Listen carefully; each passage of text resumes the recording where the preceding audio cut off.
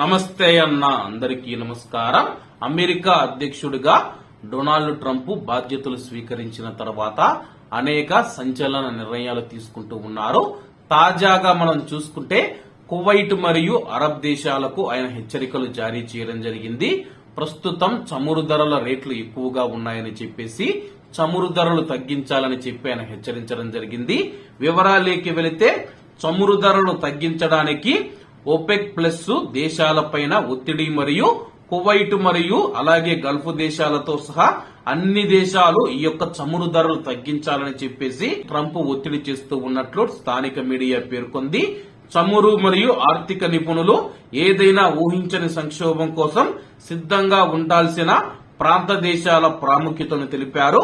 చమురు పైన ఎక్కువగా ఆధారపడే కువైట్ బడ్జెట్ పైన ట్రంప్ ప్రకటనలు ప్రతికూల ప్రభావాలు చూపిస్తాయని చెప్పేసి అలాంటి చర్యలు అమెరికా ఆర్థిక వ్యవస్థకు హాని కలిగిస్తాయని చెప్పి నిపుణులు హెచ్చరిస్తూ ఉన్నారు.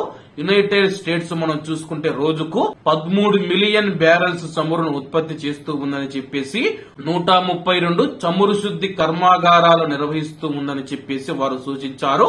కువైట్ మరియు ఇతర గల్ఫ్ దేశాలు తమ ఆదాయ వనరులను వైవిధ్యపరచడం మరియు విదేశీ పెట్టుబడులను ఆకర్షించడం వంటి అవసరాలను నిపుణులైతే సూచిస్తూ ఉన్నారు.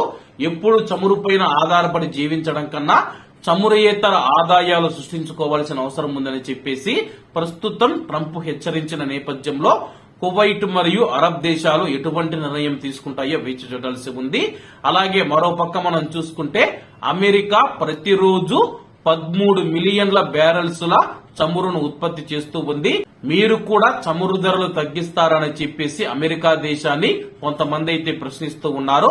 మరి ఎటువంటి సమాధానం వస్తుందో వేచి చూడాల్సి ఉంది. కాబట్టి అందరూ బాగుండాలి, అందులో మనం ఉండాలి. అందరికీ నమస్తే అన్న, జై హింద్.